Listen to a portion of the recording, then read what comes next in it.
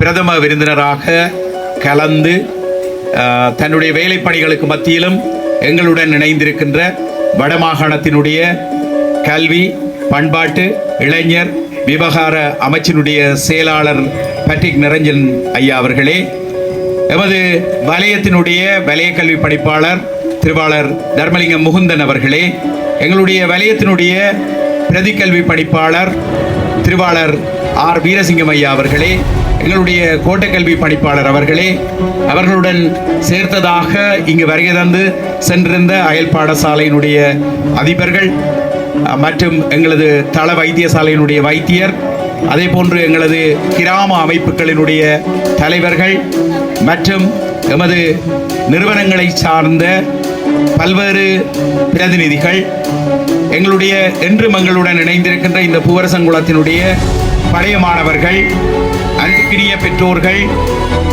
இவர்களுடன் எங்களது பாடசாலையினுடைய ஆசிரியர்கள், கல்விசாரா ஊழியர்கள், கற்று பயிலுனர்கள் மற்றும் இந்த நல்ல பொழுதில் என்றுமே எங்களுடன் என்றும் வாழ்ந்து கொண்டிருக்கின்ற இந்த பாடசாலை யாருக்காக என்று கேட்டால் முதலில் சொல்வது மாணவர்களுக்காக என்ற உரிமையுடன் காணப்படுகின்ற எனதருமை மாணவ செல்வங்களே, உங்கள் அனைவரையும் விழித்தவனாக என்று நான் நினைக்கின்றேன்.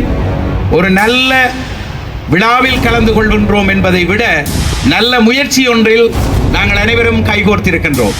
எனவே நான் நினைக்கிறேன், கல்வி என்பது தனியாக அறிவினை வளர்க்கின்ற புத்தகத்திலுடன் ஒரு பாடசாலை நின்று விடாது. அதனுடைய பயணம் செல்ல வேண்டும்.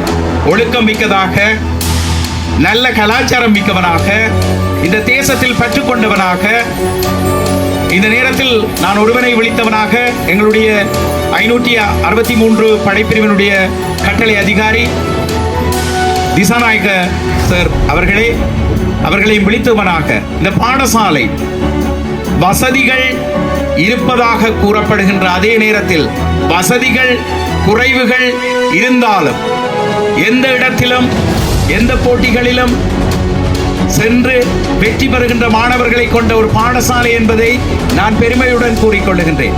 இது 2023, 24, 25, 26 என நான் கூறுகின்ற சாதனைகள் இந்த இடத்தில் கூறுவேனாக இருந்தால், இந்த சாதனைகள் இதில் கூறப்படுமாக இருந்தால் எனது காலத்துக்குள் இதை அடக்கிவிட முடியாது. இருப்பினும் பேரன்பு மிக்க நல்ல ஒரு சமூகம் இந்த இடத்தில் காணப்படுகின்றது.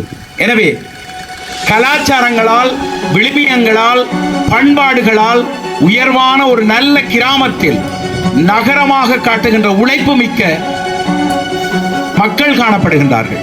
இதைவிட நாங்கள் சொல்ல வேண்டும், கல்வியை மதித்து என்றும் உழைக்கின்ற ஆசிரியர்கள் இந்த பாடசாலையில் இருக்கின்றார்கள். தூரம் அதிகமாக இருந்தாலும் நான் நினைக்கின்றேன், நேற்று கூட இந்த விளையாட்டு என்பது நாங்கள் உருவாக்குகின்ற ஒன்றில் நான் நினைக்கின்றேன், நேற்று என்னுடன் இந்த சமூகம் கைகோர்த்து நின்றது. ஆசிரியர்கள் இருந்தார்கள், செல்லும் பொழுது 1:30 மணிக்கு மேலாக இருக்கும்.